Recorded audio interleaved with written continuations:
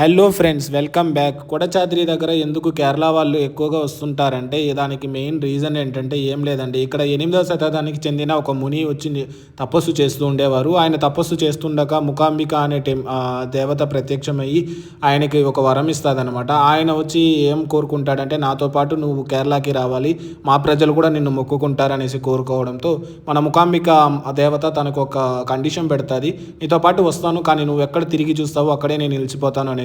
So వెళ్తున్న దారిలో మధ్యలో ఆమె గజ్జల సౌండ్ వినిపించదు అనమాట. అప్పుడు అతను తిరిగి చూశాడు. సో అక్కడికక్కడే మన దేవత నిలిచిపోతుంది. అదే మన కొల్లూరు ముకాంబిక టెంపుల్ అనమాట. అది ఫేమస్. సో దానికోసము మన శంకరాచార్యకి ఇక్కడ ఒక గుడి ఉంటుంది. ఎక్కువ మన కేరళ నుంచి ప్రజలు దానికోసమే వచ్చి విజిట్ చేసి ఆయనకి పూజ చేసుకొని వెళ్తుంటారు. ఇది అండి స్టోరీ. సో ఈ స్టోరీ వచ్చి మేము ట్రెక్ డౌన్ చేస్తున్నాగా మా లోకల్ ట్రిప్ గైడ్ చెప్పారనమాట. దీనితో పాటు ఇంకొక స్టోరీ కూడా చెప్పారు, బట్ అది నేను సెర్చ్ చేశాను, అది రియల్ కాదనిపించింది. అందుకే రియల్ స్టోరీ స్టే చేసుకున్నాను. సో మ్యాక్సిమం మాతో పాటు వచ్చిన వాళ్ళందరూ జీప్లోనే దిగిపోయారనమాట. బట్ మేము ఒక 5 మెంబర్స్ వచ్చి ట్రెక్ డౌన్ చేసాము.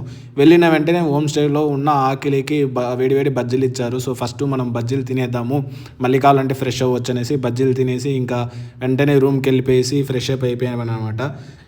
ఇంకా నెక్స్ట్ డిన్నర్ చేసేసి మంచిగా నిద్రపోవడమే. నెక్స్ట్ డే ఎక్కడికి వెళ్ళాము, ఏమేమి చేస్తాము అనేది నెక్స్ట్ వీడియోలో చెప్తా. Bye friends.